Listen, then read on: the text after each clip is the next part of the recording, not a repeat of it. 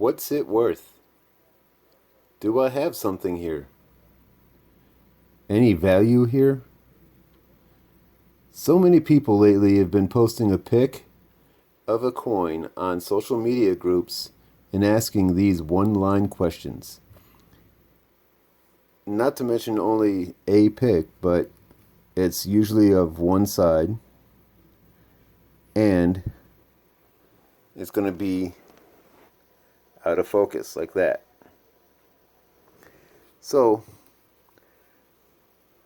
we're going to talk a little bit on this video about how to get an idea for your value of your coins. This is what this video is going to be. It's going to be used as a learning tool or directional or instructional video for those who don't know where to go or how to get an idea of worth. So hang on and let's get to it.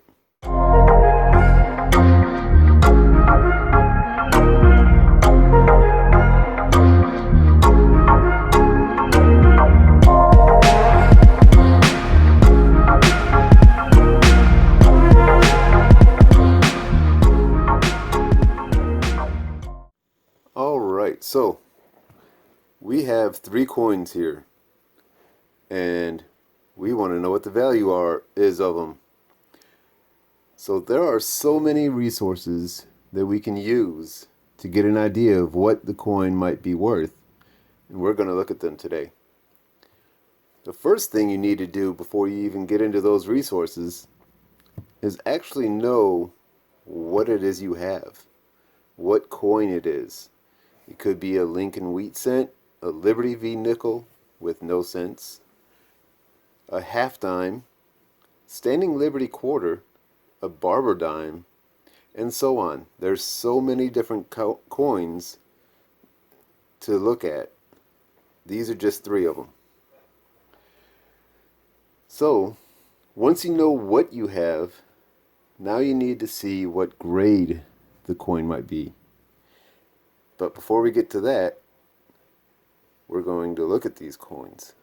This one is a 1952 Lincoln Wheat Cent. Then we got a 1958 regular Washington quarter. And then we got a 1957 Denver half dollar. And that's what we have here. So, now, in order to get an idea of what grade your coin might be, you will need one of your first good resources. The grading for coins range from poor all the way to mint state. And it also is with numbers from 1 to 70. We're not going to worry about numbers because that gets very intricate, very detailed. We are just going to look at the poor, about good, good, very good, fair, extra fine, all kinds of those things like that. So, actually, before I open it, this right here is a really, really good book to have. It will help you greatly in figuring out what kind of grade your coin is. Let's see. We're going to look at our 1952 Denver Lincoln Wheat Cent first. So, using this book, it actually has a lot of good information in it. After the introduction here, I mean, we've got grading importance and evolution, how the grading came about, the Sheldon scale, that's what we use. So we got all kinds of good information here before we even get to the coins. Then once we do get to the coins, it starts off with the lowest denomination, half cents. And it'll go all the way through to all the different years and all the different types. And then it'll go to the large cents. And continue on until we get to the small cents, which is where we need to be. Small cents. It'll go through all the different ones. The Flying Eagles, the very first small cent. And then you got the Indian heads. And then you got the wheat cents. This right here, let's go back one. Nope. It starts off right there. Lincoln wheat cents. Or Lincoln cents. 1909 to date. This is how we're going to be looking at it. And it shows you both of them, the wheat cents and the memorial cent. And you go through and you look at each one. Mint state. You got beautiful pictures to look at. And you can read what to look for on your cent. So let's grab that real quick. What we're looking at is the details of it. If you can see any wear on it, any big nicks or anything, and then you got the coloring that you can see there. I would say this might be like a mostly brown, maybe red brown, but for the most part it's pretty decent. Pay particular attention to the wheat stalks here, all the little lines there. Sorry for the shaking, I just have it zoomed in real close so I can get a good look at it for you. Also look at the hair and the hairline, the chin, the bow, the shoulder here.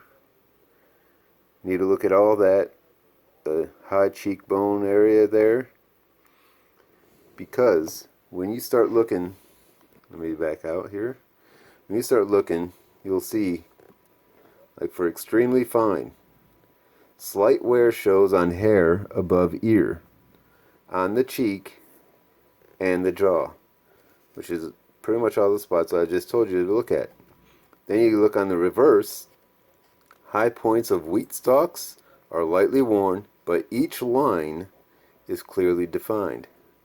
And that's what I was telling you about, is each one of those little lines on there is clearly defined. So we know we have at least an EF, extremely fine wheat cent here. So we go to the next one and look and see if we can match up everything there on about circulated. Start at the bottom. Traces of wear show on the cheek and jaw. Traces of wear show on the wheat stalks. I'm saying it may actually be about uncirculated, because there is wear. I can see it in the hair. You can definitely see it right above the ear there. Maybe on the cheekbone too.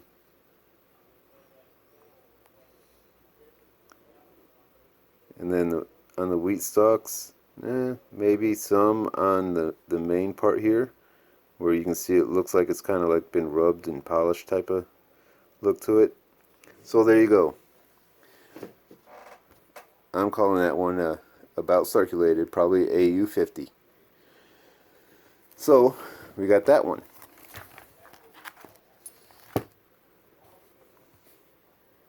The other two, I'm not going to go through with you to look at every one of them, because that would take up a whole lot of time.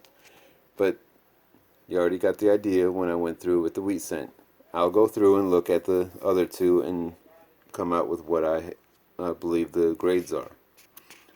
And I'll be right back. Alright, so I've gone through them, and as we discovered, the wheat cent is about a AU50, about uncirculated. I gauged the Washington quarter to be about a very fine on the lower end, and the Ben Franklin half dollar is a very fine on the upper end. Now, what we need to do is to look at another resource. Now that we know that the general idea of what the grades are on these coins, we need to look at a few other resources, not just one. So the first thing we'll look at is the Red Book. A lot of people talk about this on all the different websites, and if you don't have one, you really should look at getting one. They can be pretty cheap. You can even find them in secondhand bookstores, half price bookstores, type things like that. So we're going to get into it and look at this one. So looking in here, we have all kinds of information as well you can read through. And then it gets into all the different coins from back in the colonial days all the way through until we start getting into, let's see here. Here we are at the half cents. And then large cents. And it goes through all of them. Then we get to the small cents. And you just keep on going through until you get to where you're looking. Lincoln wheat cents. Now what you got to do is you look through to find the year you're looking for. And we're looking for 1952 Denver. This will tell you the mintage. 746 million of them were minted. And then what the going price is according to the Red Book here. Very fine, extra fine, about uncirculated, mint state, and so on. So we got 1952, and we need to go to about uncirculated. So we'll come over right there. That coin, according to the Red Book, is only 25 cents. So we'll put that down.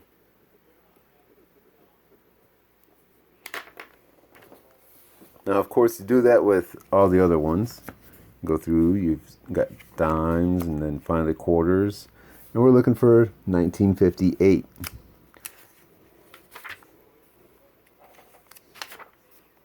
Some of these have got a lot of pages to them because there were so many different things, such as all the different quarters, the state quarters, the national park quarters, all kinds of things. All right, 1958. And this is a better year. It's only got 6 million for the Philadelphia Mint, which normally you would think it would have a higher price on it, but apparently not. So we said it was a VF. Well, we got EF and AU. So I'm thinking it's going to be right around about there. So it's $6. So we'll get that written down.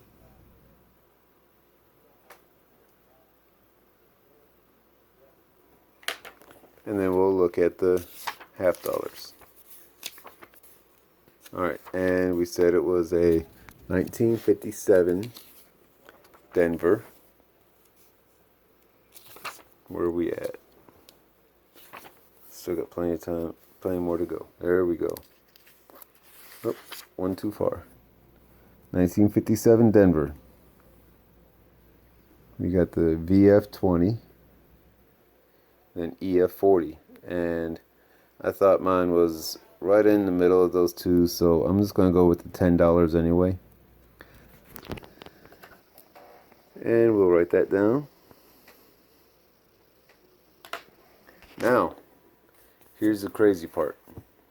We went through the red book and got those prices. But that's not the end of it.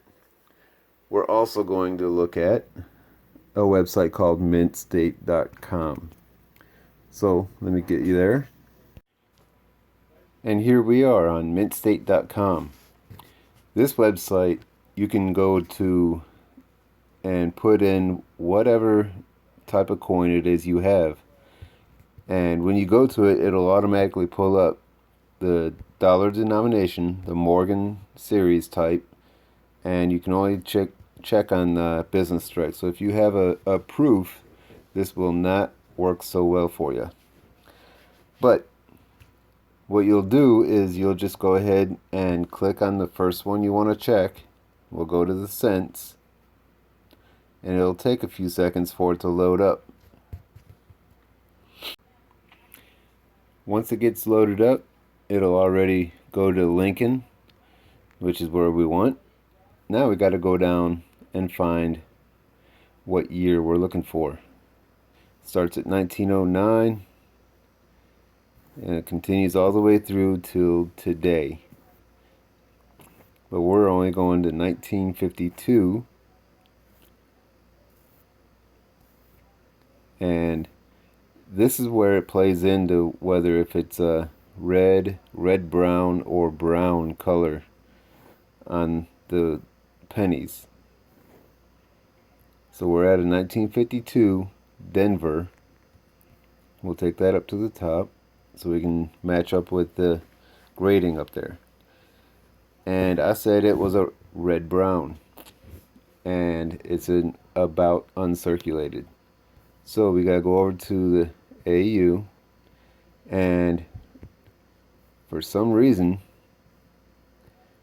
1952 Denver red brown doesn't have anything to do with anything less than an MS63. I'm not sure why that is, but we can go back and look at the AUs. AU53, AU50 for brown is 13 cents, and all the way up to about 22 cents for AU for a brown.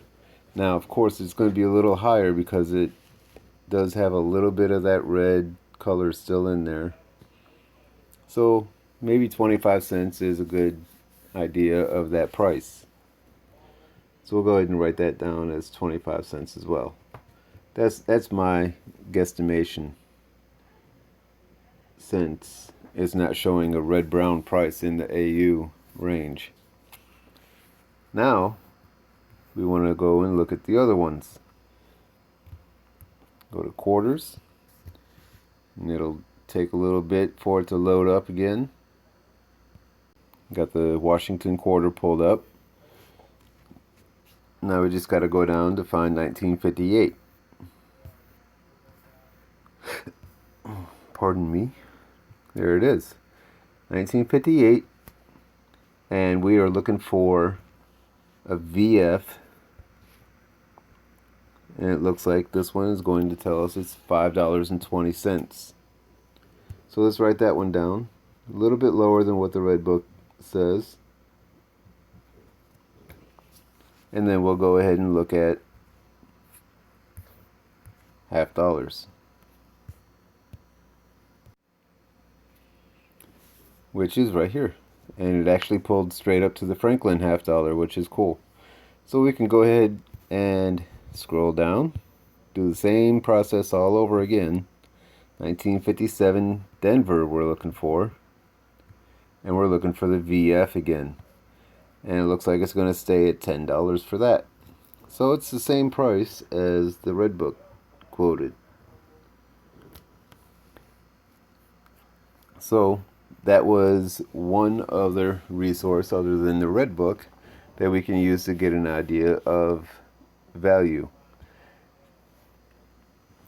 Now, the third one that I use a lot, and a lot of people don't ever seem to think about, except for the more experienced collectors, is to look at eBay sold listings. Believe it or not. So we're going to get there and take a look. Alright, so here we are on eBay, and all you got to do is go in, type in whatever it is you might be looking for. Today it's going to be a 1952 Denver Lincoln wheat cent, and I actually even put in AU to give it a chance of being able to pull up about uncirculated pennies. What you do is you go to the filters. Once it pulls up, you go down to sold items. Click on that. And then you hit the show results. So we got a high grade mint error 1952 Denver for $3. A lot of them seem to be the mint error ones. So there's not a whole lot of any of them that really sold on eBay. So you can't really use this too much. Here's one right here, but it was way back in July that we can use, $1.15. That's quite a big difference between 25 cents and $1.15. But it is a idea that we can use. Anyway, so we'll actually write that one down. $1.15. Because someone actually did pay for that. Now what you do is you go and do the same thing all over again.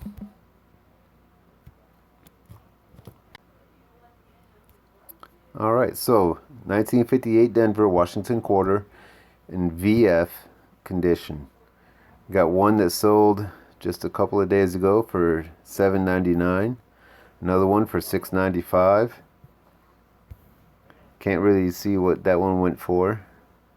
But we got another one here for $6.95, another one for $6.95. So I am going to write down $7 as a good average, because the $8 one versus all the different ones that were $6.95, I'm just going to say $7 is what it was for an average, because I take all of those and average them out. Now we'll go to the next one. Alright, so we're looking at the 1957 Denver Ben Franklin half dollars, and we got $12.95 there, $12.75 there, $13.02, $13.67. So we got a good amount there to probably say about $13, $13.10. I think $13.10 would be a good point. $13.15 maybe even. So I'll write that down. What's so good about eBay sold items is that is the actual prices people have paid for these, which is why it's such a good thing to use, because that's the actual value of what those coins are going for. At all those different prices from the different locations or different resources, we got the Red Book, we got mintstate.com, and eBay sold listings on each one of these three. And what I like to do is I will take an average, I'll add them up, add these together. You got $1, what, 65? And then I like to divide it by 3 to get the average.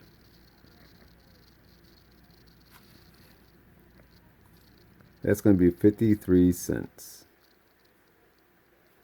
So that's the max of what I think I'd be able to get for that, is 53 cents. And then you do the same thing for the other ones. Alright, so here's what I got. About 53 cents for that penny. $6.66, and if you really want to get technical, $6.67 if you want to round it up, because it just goes on 0.66666. And then $11.05. That's the cost, or the value that I come up with for each one of these in these conditions. Now, if you happen to have a Franklin half dollar that's in a about good condition, it's only going to be worth maybe $8.50, $9 at today's silver price, because that's 90% silver. If you happen to have a Washington quarter, a 1958 Washington quarter that's in mint state, it might be worth $25. We don't know. We'd have to do the whole process over again to look at that that condition. So there you go. That is one way you can figure out what your coin is worth. And if you still feel like you need to post on the different websites or social media sites, and you want to know what's it worth, or do I have something here, don't take a picture of it like this, where we can't really take a look at it. Always make sure you get a good picture, nice and clear, and then you take another picture of the reverse so we can see both sides. A lot of us are willing to help out, believe it or not, but we need to be able to see what we're looking at to give you a good idea. There's my whole polite and cordial rant, I guess you can call it, about what I've been seeing lately. Hopefully y'all have enjoyed it. Maybe you learned a little bit of something, got a couple of new resources. If you have, please give me a thumbs up on the video. And this is Silver Scrounger saying thanks for watching and keep on stacking.